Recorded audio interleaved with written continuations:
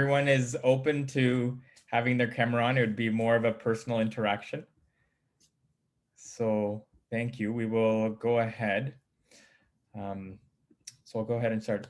Om Namo Bhagavate Vasudevaya. Om Namo Bhagavate Vasudevaya. Om Namo Bhagavate Vasudevaya.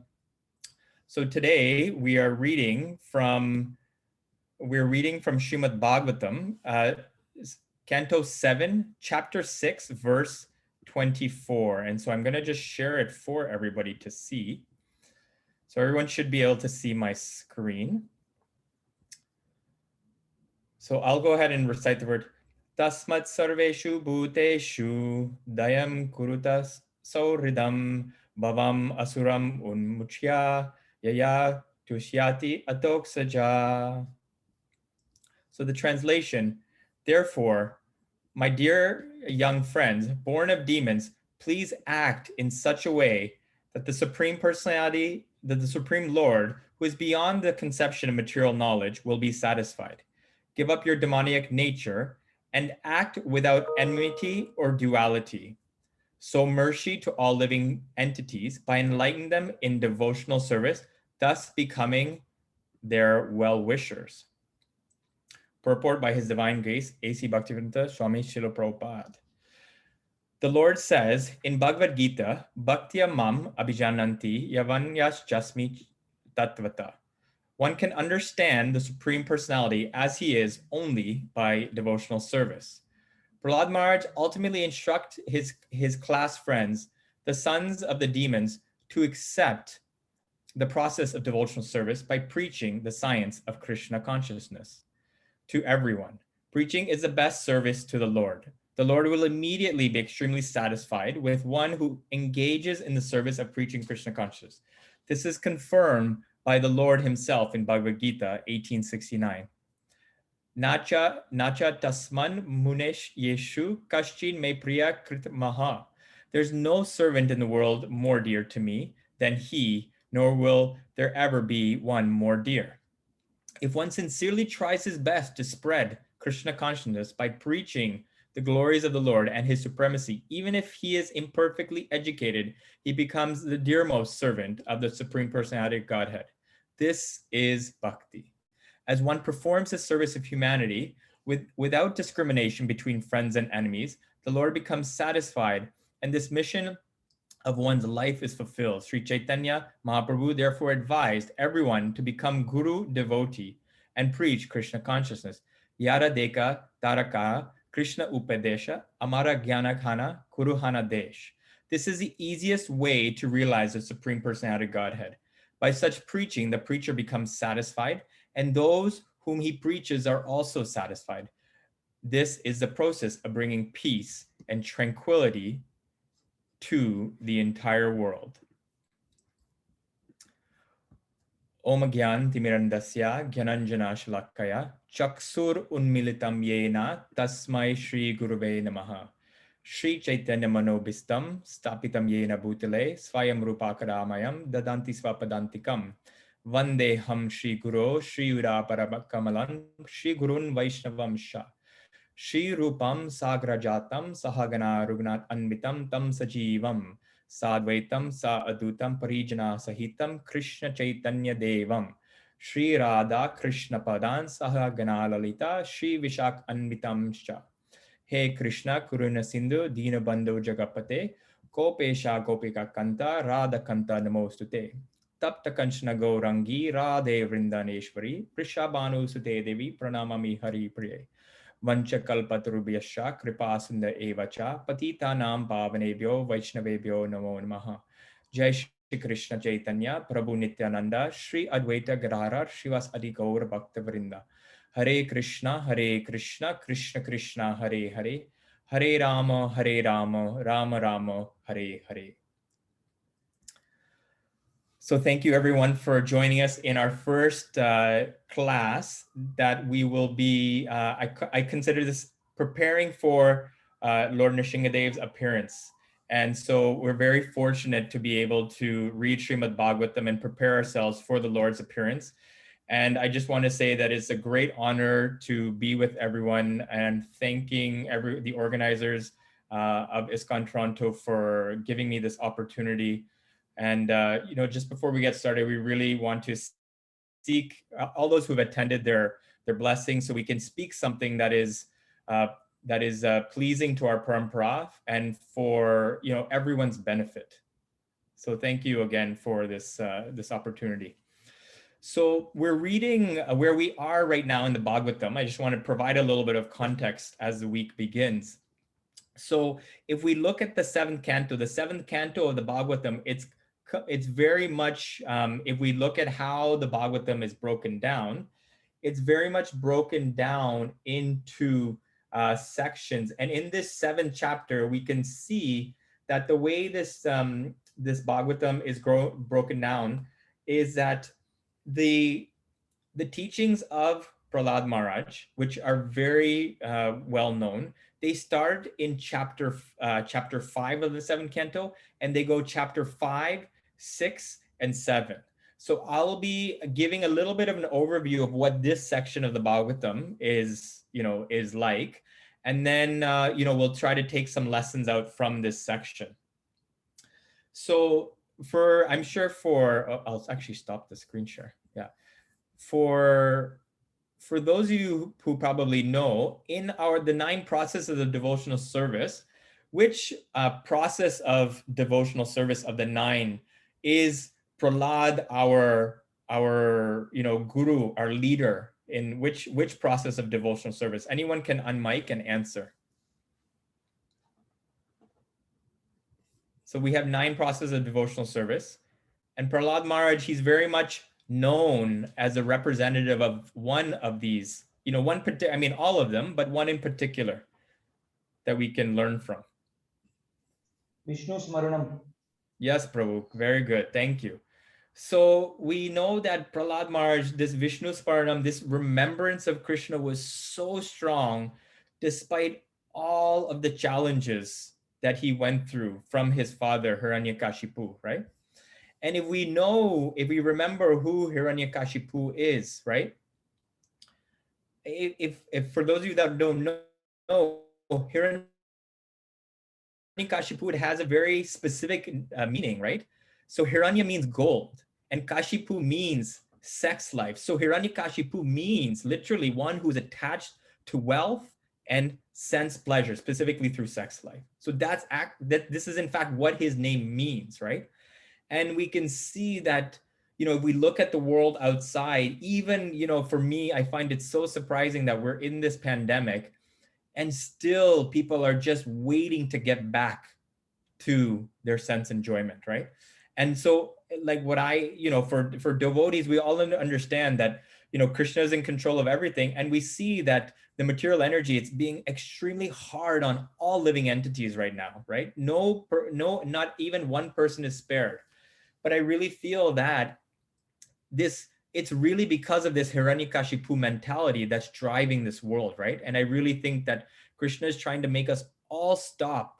And, to some extent, even though for devotees who are practicing, I think it's also really important that we try to also identify the Hiranyakashipu that's within ourselves, right? And I know this is maybe sometimes difficult to accept, but the reason why we are here in the first place is because, we have not really fully understood Bhagavad Gita 5:29.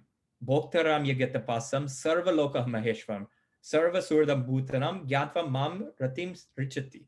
Means that Krishna, the peace formula is 3 things, right? The first is that all our endeavors, the beneficiary of all our endeavors, the person who gets all the credit is Krishna, 1. 2 is that he controls everything and anything and everything. Everything we see, he is the proprietor, right? And 3 is that he is a well-wisher of all 3 of us. Now, I really feel, I've been really meditating on this verse because I think it's very much directly related to the Hiranyakashipu mentality that we all need to see which part of these 3 principles are we not fully, embracing in our, in our devotional service. So it's just a point that I wanted to open up with is, who Hiranyakashipu is, and also this point of trying to see this mindset within ourselves, where it's coming up within ourselves in our own devotional life, where we attach to, material opulence, to sense gratification, right? Seeing where this comes up, because again, it's this Hiranyakashipu mentality that is still blocking us in our spiritual life and preventing us from really, getting that full taste from our Harinam, from our chanting. So just to move on, we see that Prahlad Maharaj, if we understand who Prahlad Maharaj is, first of all, we'll go back and, we'll talk about Prahlad Maharaj's educational background, right? So we understand that Prahlad Maharaj, his father was a demon. And we know that Prahlad Maharaj he is one of the Mahajans, right? He is one of the great souls. And we see, does everyone know the background of his education? Can anyone say that who did Hiranyakashipu send him to be to learn from, to study from? Does everyone know the two teachers? Yes, Atmadarshini has it. Sanda and Amarka. So these are the two sons of Sukracharya, right?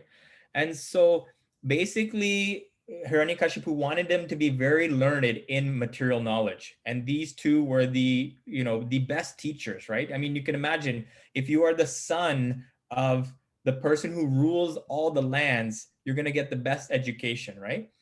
And basically, because Prahlad Maharaj had rejected everything that they had taught them, right?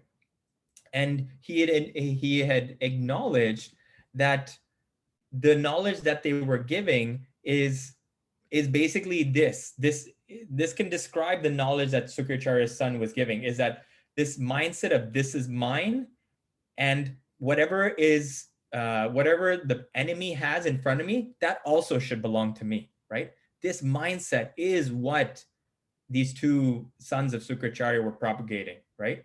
And so we understand that these are the two teachers of Prahlad Maharaj, right? And do we remember the first time, right? Hiranyakashipu, Prahlad Maharaj goes home from school, and Hiranyakashipu asks him, like, what is the most significant thing? What's the most incredible thing you learned, or the thing that you learned, right? And basically, Prahlad Maharaj basically said, right, that Krishna is the Supreme Personality of Godhead, and our position as living entities is to serve and to love him, right? And that's it, right? And so you can imagine how upset Hiranyakashipu, was at this reply. So he went back to the teachers and he says, what are you guys teaching him, right? This is not what I employed you guys to teach him. And then and his sons, they said, they're like, we didn't tell him any of this, right? And so then we know that there's many we know that his father, he tried to torture his son in many ways. Can we remember the different ways that Hiranyakashipu tortured Prahlad Maharaj? So there's some distinct ones, and it's worth mentioning how many different ways Hiranyakashipu tortured. Can anyone name one? There's a lot. Yeah, so Alakanda Prabhu is Kananda Prabhu is saying serpent pit. Yes, that's one. Anyone else?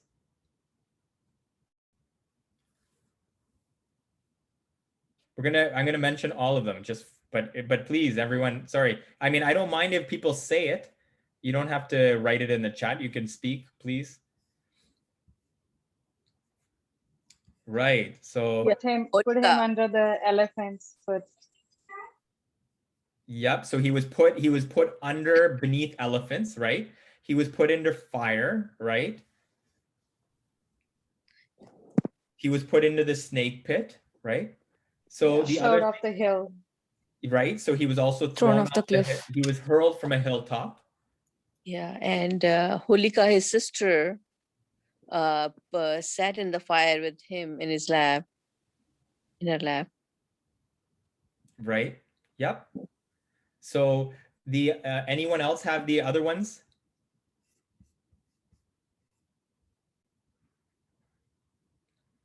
So if you remember, his destructive spells were casted on him. He was given poison, right? His father gave him poison. He was starved. He was exposed to cold winds, right? Fire. And they even threw heavy stones to crush him, right? All of these various attempts were made. So that's a lot of different tries, right? I mean, if you think about the Mahabharata, Duryodhan didn't even have like a fraction of those tries that he attempted to kill the Pandavas, right? And we still think of that being very significant. Hiranyakashipu did fight like times 10 attempts, right? Various attempts, and so we can see how hard Hiranyakashipu tried to get his son to reform, and it didn't work. And then we know one of the only thing that, because this is now connected to the verse, this verse is very much about sharing the glories and sharing bhakti with others, right? And that's what we wanted to get to, because his friends ask him the question, how on earth did you learn this? Like, where did you learn this from, right? And does everyone know here in Prahlad Maharaj where he received this knowledge from?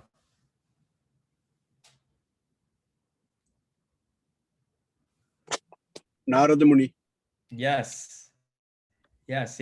So the context of how Prahlad Maharaj received this knowledge was that at the time when there was a war between the demons and the Devatas, right? And so the Devatas, Indra, they had infiltrated into Hiranyakashipu's kingdom, and they wanted to take Prahlad's mother, right? I think her name was Kritaku, or I'm just forgetting the name. Someone can remind me. Kayadu, maybe? Kayadu, sorry, that's it, Kayadu. So they wanted to take, Indra wanted to take Kayadu kind of hostage, right? And in fact, because they were concerned, they're like, if his father is this much of a demon, that the child in the womb must also be a demon, right?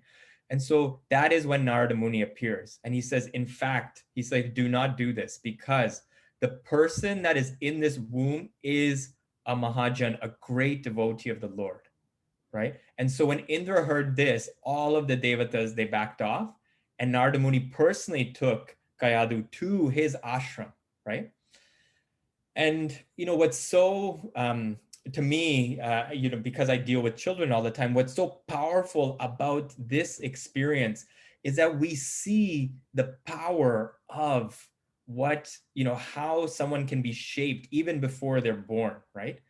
That Narada Muni instructed him in all of the science of devotional service, right, in the womb. And that's how, and because Narada was so pure and Kayadu was that receptive, everything, not only was it transmitted, he also had full realization, right? So he had both the jnana and the vijnana right from birth, right? And because as devotees we might have some jnana, but the actual application and the realization is not, that takes time. But Prahlad, he had that all, and that's why at 5 years old he was basically fearless, and he knew who he was, his identity, right? And he knew the purpose of life. And that was it, really. What he's conveying to these children is what is the meaning and the purpose of life.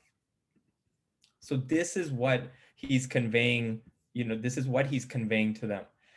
And now really, and so I've been meditating. I always am meditating because I deal with babies all the time, is how can we, make this knowledge relevant? And I was thinking that as devotees, we should find a way that, because every parent, if you think about it, they want a child who is stable, who is healthy, who is strong, who is successful, right? And all of these qualities can be had if the devotional knowledge is there, not only after birth, but prenatally, right? So this is the time, again, this knowledge that Prahlad received, it is prenatal, right? It's before his birth, right? And so I'm thinking that we have to find a way as devotees, to share this knowledge to mothers, so that we're ultimately impacting, not only, we're impacting and we're planting the seed right even before the baby is born. So this is really a project that I think as a group of devotees, we need to come together and figure out how can we transmit this knowledge to this. We know that kids are going to be born every day. The population is only increasing. But if we really, really want to have an impact in the future of society, we'll find a way to administer this. I mean, even for myself, we're chanting Hare Krishna right from the moment the children are born in the hospital, from the moment they're born. But even better would be trying to give this knowledge like Narada Muni gave to Kayadu. So this is really, preaching. And when I'm sharing this point because as devotees, we should be, this whole verse, if we look at this whole verse, it says that this preaching is the best service. It says here in the purport, is the best service. The sharing of bhakti, this Krishna consciousness, is the best service, right? And that no one is more dear to Krishna than that person who shares this knowledge. Now, I wanted to expand because most people think that, to preach and to share bhakti, they need to speak. They need to stand in front of people and speak. But I want to zoom out because I was, one of my dear godbrothers, Ananda Madhava, he was sharing with me a realization from Bhakti Chara Swami. And he said that Bhakti Chara Swami, he was defining who a bona fide, preacher or someone who can share Krishna consciousness. They can do three things. And to me, I'm sharing these three things for a very specific reason. One, they can give, they can share, they can speak, and they can give some type of class, right? Two, they can cook, right? Three, they can lead kirtan, right? And so if we think of all the most powerful devotees, including Prabhupada, if we think about, they did these three things very expertly. And the reason why I'm sharing this, for everyone today from Bhakti Chara Swami is because one, I'm mentioning this for everybody, but for two types of people specifically. One, those that don't feel like they can be included in the sharing of bhakti, and now you can, because if you're doing kirtan, if you're cooking for the Lord, and if you can teach this to other people, that is also sharing a bhakti, right? And not just the person that's standing up front and giving the class. And the second type of person is those of us, like myself, who are may be able to, speak a little bit, cook a little bit. But in the last few months, one of the things that I've been really after pushing myself after hearing this from Bhakti Chara Swami is I've been really trying to grow in the aspect of trying to lead kirtan. So I'm actively right now trying to learn harmonium, to be able to, learn how to sing. And the reason why I'm doing this is because Bhakti Chara Swami, what he's really getting at is that the one who shares bhakti, they need to be well-rounded, as Prabhupada was, right? And so this is a very important point. So for those of you who don't feel included, I'm here to tell you that if you can cook and if you can lead kirtan, that is wonderful, and keep doing that. And please consider very hard how you can share this with other people who are not connected with bhakti. And for those of you that have a couple of these skills and maybe not proficient in all three, let us take the opportunity to cultivate, whatever our weakness may be, so we can be well-rounded, right? And again, like I'm sharing this because I'm also actively trying to stretch myself to do something that's not necessarily my strength. I think many times as devotees, we see specialists, right? We see the person who's known for cooking, and we see the person who leads the kirtan, and we see the person who gives a talk, right? But really the bona fide, if we really want to follow in Prabhupada's footsteps, the Mahajans, Prahlada Maharaj, we really need to try to, as best possible, to what our life can allow, be well-rounded. So that's another point that I wanted to make. And so we see here that Prahlada Maharaj, he's speaking to his friends, right? And we see one of the things that Prahlada Maharaj specifically talks about is this 9 processes of bhakti, right? What is the 9 processes of devotional service? And one may, like, I'm gonna say something. Prahlada Maharaj, when he's speaking, he's performing kirtan, right? And so many of us may think that kirtan is where we, in the conventional way, we sit down, we take the instruments and we chant, right? And that is kirtan. But kirtan at a wider, understanding is in fact glorifying the Lord. So Prabhupada specifically makes this point that kirtan is also speaking about the Lord, right? And so we see that Prahlada Maharaj, he's in fact doing kirtan, right? And one of the points that when I was preparing for this class, I saw, if we look at, I'm going to share the verse in the, I'm going to share the verse in the chat because I think it's a very powerful one for us to remember. And I'm going to share it for everyone to see. But if we look, Jiva Goswami in Bhakti Sandarbha 173, he states, Yadyapi anya bhakti kalo karat kartavaya tada kirtanya bhakti samyoganeva. So what Jiva Goswami is saying here is that of all the 9 processes, kirtan is the most important, right? So kirtan here, he's specifically saying here that kirtan is the most important of the 9 processes. And so I wanted to, again, just highlight this, that this is why Mahaprabhu has put so much emphasis on this chanting of Harinam, but specifically not just in the form of singing, but in the form of speaking, right? And so it's understood, Jiva Goswami, we understand that of all, like, kirtan is very important, and that all the other processes such as archana, vandana, dasya, sakya, they should be executed, but they must be, all of these processes must be preceded and followed by kirtan. So kirtan we always start with kirtan first, and that's why we have invocation at the beginning of the class. Before we're doing, any sort of speaking, there's still glorification of the Lord first before anything. And that's why we see in all of our temples, right, that this, when we offer archana, arti, bhoga, deity dressing, it's all of it is preceded and followed by this chanting of Hare Krishna, Krishna Krishna, Hare Hare, Hare Ram, Ram Ram, Hare Hare. So again, we wanted to emphasize that, of these 9 processes, that Jiva Goswami puts particular importance in the Bhakti Sandarbha of this process of kirtan. And I want everyone to at least expand their horizons, that kirtan is not just when we're singing with our instruments, that it's also when we're sharing any aspect of bhakti and speaking and glorifying the Lord. This is also kirtan, right? And so the other part that I wanted to just quickly review, because we're talking about the 9 processes of bhakti, are the other limbs of bhakti, right? So what I wanted for us to specifically consider is that in the other processes of bhakti, who are our examples? Who are our examples to follow? So we know that the first process of bhakti is Shravanam, right? And who is our Shravanam guru that we look to as our example?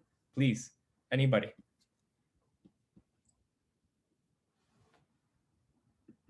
So if everyone remembers Maharaj Parikshit, right? The last 7 days of his life, he basically just listened, right? He just heard constantly Srimad Bhagavatam. So he's our Shravanam guru, is Maharaj Parikshit, right? And we said the Kirtanam, our example for Kirtanam. Does anyone know Kirtanam? Who our Kirtan Acharya is? Sukadev Goswami. Sukadev Goswami. Thank you, Prabhu. Yes, Sukadev Goswami. Because while Maharaj Parikshit, he was listening, he was doing the Shravanam, Sukadeva Goswami was doing the Kirtanam, right? And then we know the third process is Vishnu Smaranam, Prahlad Maharaj, right? Archanam, right? That's the fifth, Pada Sevanam. Who is the example we look to for Pada Sevanam? Serving the lotus feet of the Lord. Mother Lakshmi. Yes, Prabhu, thank you. So we see that Mother Lakshmi, she was always engaged, massaging the Lord's feet, and always basically just focused on serving the Lord's lotus feet, right? So the fifth process is which one? Archana. The fifth process of devotional service? Archanam. So if you remember, it's Archanam, right? And who is our Archanam? Anyone else that wants to answer? Who is our Archanam Acharya that we follow? He's also a very prominent character in the Bhagavatam. Prabhu, please save everybody. Akrura. Sorry, Prabhu? Akrura. So that's a good guess. But there's someone else specifically for Archanam. So Maharaj Prithu, he used all of his royal possessions to offer pure devotion to the Lord, right? So Prithu Maharaj is really our example, who just, when it came to deity worship and Archanam,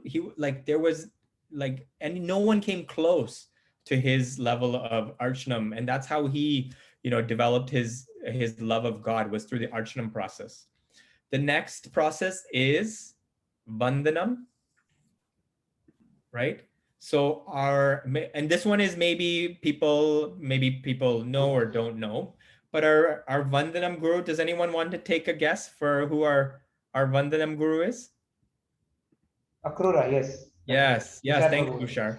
Yes, so it's Akrura, right? So when Akrura, he was making the journey, right? Traveling to Vrindavan to see Krishna, he basically offered prayers. And these prayers are majorly glorified if we look, there's a whole section of this dedicated to this in Krishna book, if we want to explore what these prayers are. And it's really nice because, as jivas who are trying to be sadhakas, we may not know what the proper mood is to approach Krishna. So it's really nice. And there's so much taste and juice to be had by reading these prayers. Specifically, from, if we were to read these from Akrura, that these prayers he offer, just incredible.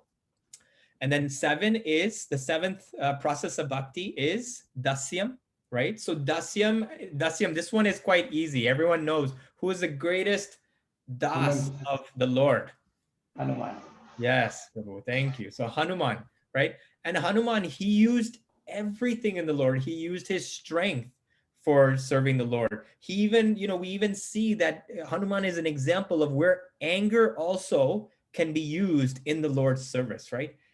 When he was very angry when he made that leap across to Lanka, and he channeled that energy and, made that huge jump, which, cannot be done by any ordinary living entity, but he was empowered, despite, and because he used everything in the service of the Lord. So this is completely, despite all difficulties, and we know that when Hanuman, he made that journey across the Lanka, there were many obstacles. And those obstacles, we can give a whole class on those obstacles and what they represent in our spiritual life, but there were many obstacles. And despite all the obstacles, that determination to just serve Lord Ram was there, right?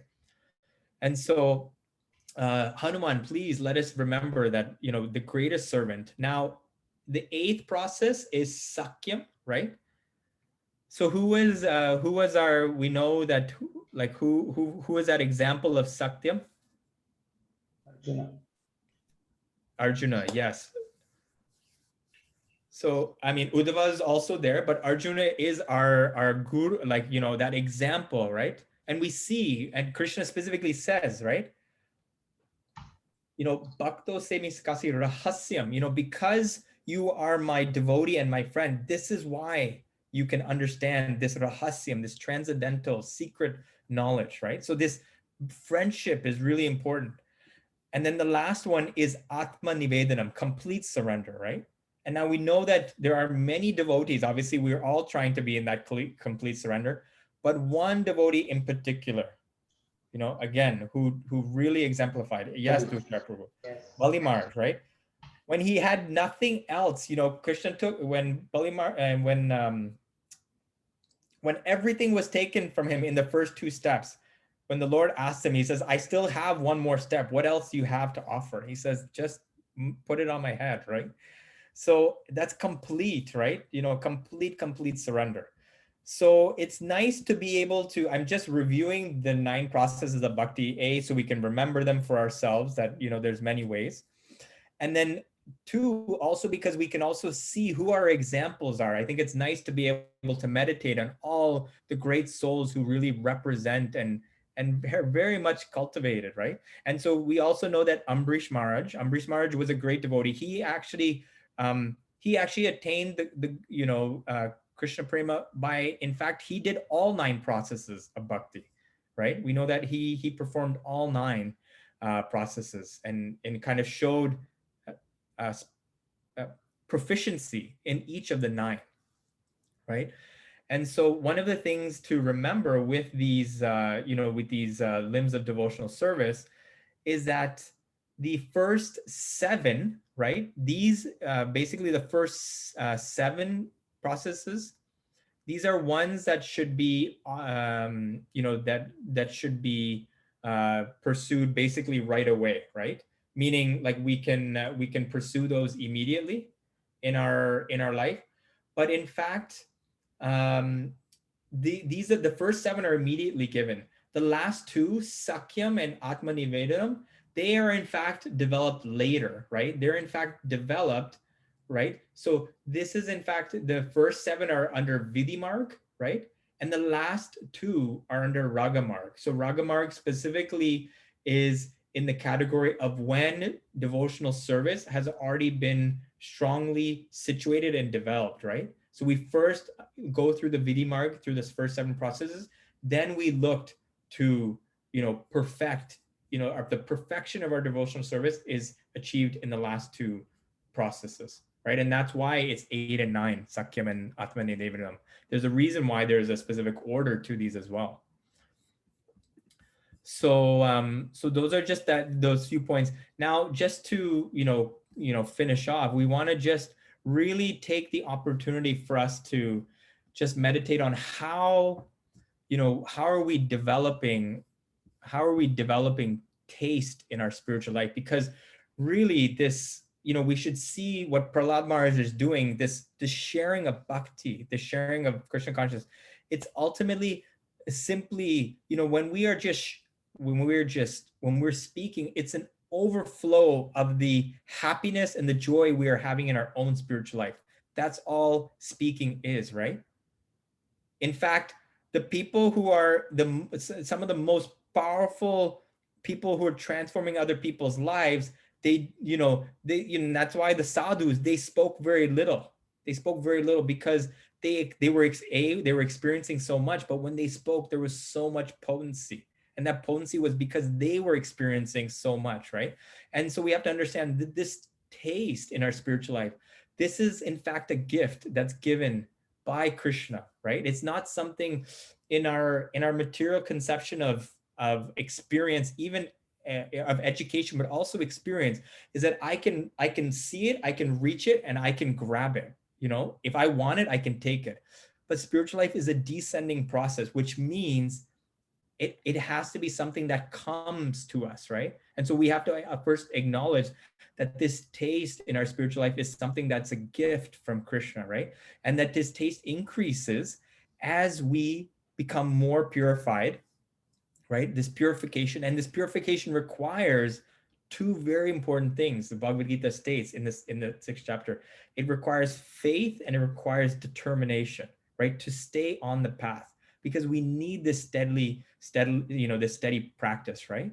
And it's and these 2 words, what are the 2 words that are used in the Bhagavad Gita in the 6th chapter, that we are to keep going, to go the distance? We need 2 like specific qualities, right? Does anyone remember what they are in the Bhagavad Gita? I'll even give you it's at the end, towards the end of the 6th chapter, there's 2 specific qualities that are noted, right? And Krishna, he specifically talks about these two qualities. In 635, it's noted that the 2 qualities are abhyasen and varagyena, right? So practice and detachment, right? Krishna specifically says that for us to be able to go the distance, to get that purification that we need, to experience that taste, right? We need these 2, we need to be, that consistency, that steadiness is very important, right? And so this is, and we're very fortunate that Prabhupada has given us so many means by which we can achieve this, we can practice, right? There's not just one area. I mean, if we want to focus everything in chanting, sure, we can, we can achieve these. One thing people should understand, these 9 processes of bhakti, they are individually in itself enough to go back to Godhead. It's not that you have to practice all 9, right? Each one of them is potent and powerful enough that they can go back to Godhead. But as Prabhupada always mentioned, there was the most emphasis placed on Shravanam Kirtanam because they're in fact the foundational blocks and they're the most easily practiced, right? And so remember that sometimes we may not always feel, that taste, whatever it may be in our chanting, in our reading, but remember that the mode of goodness is, we need to be in the mode of goodness before we are going up to Shuddha Bhakti, right? Into that transcendental plane. And remember that mode of goodness, remember, it is always, how does the mode of goodness describe? It is bitter in the beginning, but is nectar in the end, right? But unfortunately, Kali Yuga, we're always there's so much promotion for the mode of passion, which is sweet in the beginning. We may get some results and some taste, but it doesn't last and it is poison in the end, right? So we must remember that everything that we are being kind of, practically everything material, like all material knowledge and everything we're being taught, kind of, basically what the two teachers were teaching Prahlada Maharaj, this is what material society is feeding us, right? And it is the mode of passion. So we have to understand that if we go down this road, there may be something, and I'm not saying in spiritual life, there's still a time for there to be, when we're creation, Brahma needed to be in the mode of passion to create. That's needed, right? But ultimately to achieve the goal and go the distance, we have to be situated in the mode of goodness, which means there's always going to be a little bit of distaste in the beginning, right? But through proper practice, through sincerity, determination, and association of the devotees and the sadhus, right, we understand that this purification process and this mode of goodness can be more steadily achieved and experienced. And so we see that when someone new, they come to bhakti, they have such amazing taste. Why is that, right? Because things are new and fresh, and they have some they have some sukriti, some spiritual credit that has been built, that then when they come into contact with a devotee, right, this seed must be planted by a devotee. This is there. But that when this seed is planted, their lives immediately change, right? So any inspiration we have when someone else is giving katha, when speaking about Krishna, right? Krishna has empowered that devotee for others to experience him through the devotee, right? And so we should understand that all of this empowerment, all of this taste, this is all coming from the Lord, and that we should, we should be excited, because bhakti, I can tell you, in the last I'm still very junior, but for the last 16 years, it is the most exhilarating experience one can have. It is the most exhilarating experience, right? And so to end, I want us to, particularly, there's a prayer that, and this is a prayer because all of us want to develop strength and fearlessness, right? And there's a specific prayer in the 5th canto of the Bhagavatam that I specifically wanted to share with everyone, right? And I'm going to share my screen so people can say it, and I'm going to chant it and show it's a prayer to Nrsingadev specifically. We're looking for a prayer to develop fearlessness. Om Namo Bhagavate Narasimhaya. Namaste Tejase Avir Bhava. Vajranaka Vajradamsa Karma Ashayan Randayatamo Graso Grasa Om Swaha Abhyam Abhyamatmani Puyista Om Shrom. So we see this is Srimad Bhagavatam, Canto 5, chapter 18, verse 8. I offer my humble, respectful obeisance unto Lord Nrsimhadev, the source of all power. O my Lord, who possesses nails and teeth, just like thunderbolts, kindly vanquish our demon-like desires for fruit activity in this material world. Please appear in our hearts and drive away our ignorance, so that by your mercy we may become fearless in the struggle for existence in this material world. So I can say I learned this prayer 2 years ago when I first heard it from my mentor when he gave class, and it's so powerful. I please, will encourage all the devotees to learn this. It's very powerful. I will tell you that even if you chant this prayer specifically, even before our chanting, I mean, it just completely changes our experience with chanting, because it's such a powerful prayer, to Nrsimhadev, who we know is a protector of the protector of all his sincere devotees. So on that note, this is, I just wanted to thank everyone for the opportunity.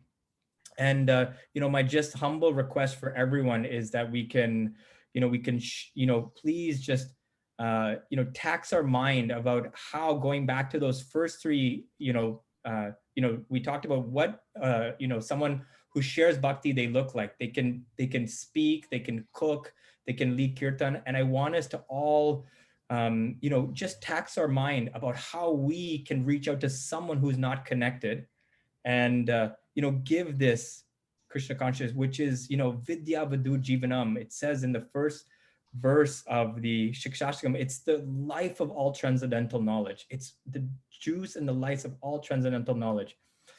So in just that regard, I just wanted to share before ending, just a humble, small attempt that myself and, a few devotees, we've been coming together.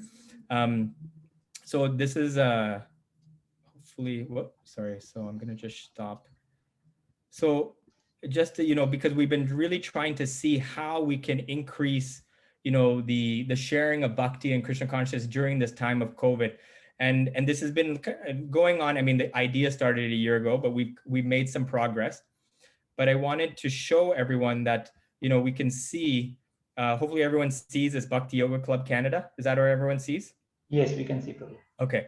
So this is an endeavor that's been started by myself, Ananta Madhava, a few other devotees, but we've tried to rally all the younger devotees together to create university societies of, bhakti, right? And so we, by the Lord's mercy, we've been able to, in our first year, we've been able to there was 3 already pre-existing clubs, but we've been able to increase to 13 clubs in this past year. And 10 of them are in Ontario. We have 1 in Vancouver, 2 in Alberta. And we can see, there's so many positive things that are happening through this service. We have the younger devotees. We meet with them every week. We answer their questions. We talk about how we can expand, and we're reaching out to the university, and we're trying to bring bhakti, in a way we can see from this Instagram page, in a way that's relevant to them, right? So my sincere request, like Prahlada Maharaj, if we can just tax our, mind on how we can, either join up with what someone else is doing, or, find a way that we can also just, share this with others, because the whole world really, really needs it at this time. So on that note, I'm just grateful for this opportunity, and I thank you very much for this opportunity to, speak a few words. And if there was anything that I might have said to offend anyone, please, forgive me. And thank you very much. If there's any questions, we'd love to take any questions. Hare Krishna. Jai. Thank you, Prabhu, again for an insightful talk. I'm sure we all have learned a lot, especially points like there is Hiranyakashipu within ourselves, which is true. And we need to be well-rounded, like Srila Prabhupada, if you are sharing bhakti. So thanks for that. I don't think there are any questions. Any questions, devotees? Yes, please, you can ask. You can unmute Yeah, feel free to unmic if there's anything. Yes, and you can ask questions. Hare Krishna Prabhu, I have one question. Please. As you said that everyone should inspire others to follow a devotional path, but someone who is very new and like person like me, I don't know, like I don't have full knowledge. So how can I inspire others? Because they might have questions, I may not be able to answer them. Yeah, no problem. So, I mean, in that situation, it's Prabhupada would say, if you know, like there's a whole alphabet, right? And think of bhakti as like an entire, like alphabet.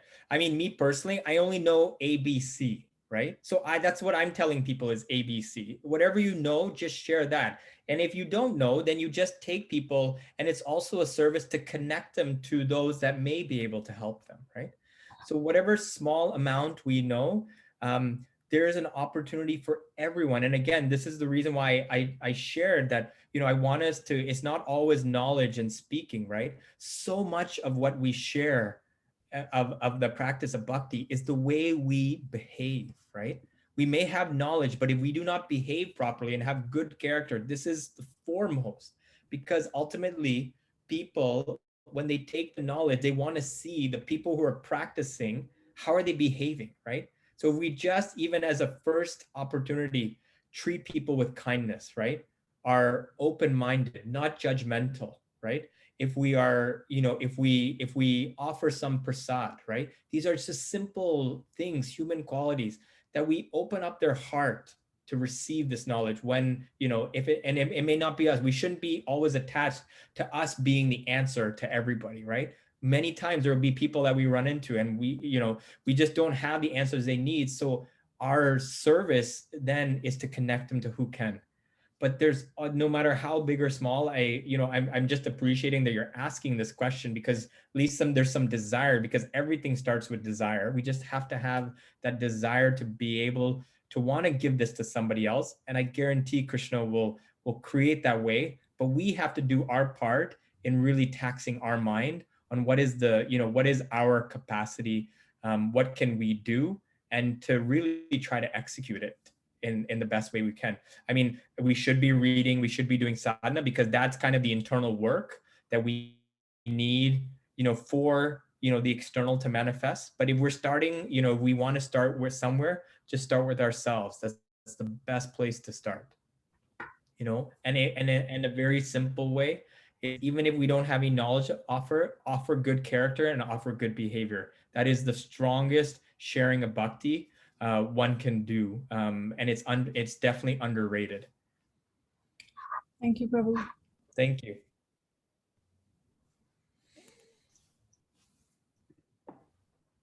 If there are any more questions, you can ask, Prabhu. You can unmute yourself and ask question.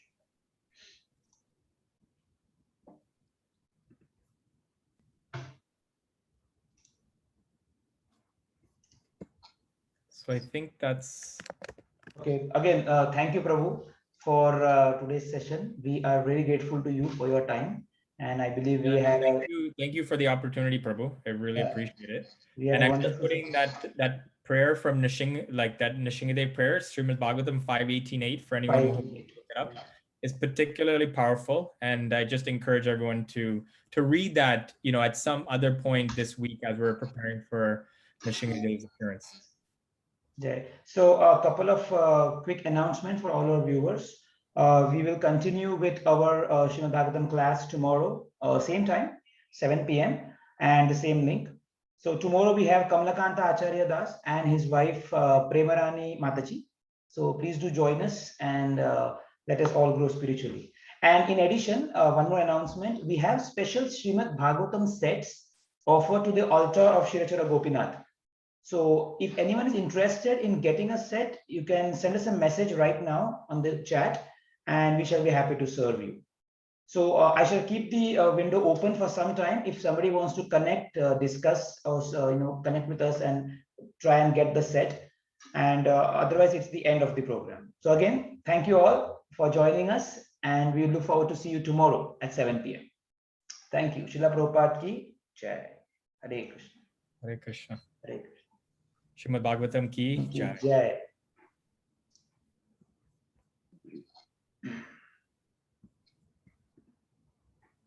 So I'm just keeping it sometime open if somebody wants to Hare have the Krishna. Bhagavatam. Hare Krishna, Prabhuji. Hare Krishna. My name is Kuldipika Sundari Devdasi. I have come from Dubai, and I just wanted to know, you all are having every day this half-an-hour session? Mataji, yes, this is for this week from 21st of, sorry, from 17th of May, which is today, up to 21st of May, this Friday. Okay. So It will be after same that, time. after that, only Sundays, huh? Yes, the Sunday feast will be there regularly. Okay. So I have connected to your group, this group, when I came here. So thank you so much.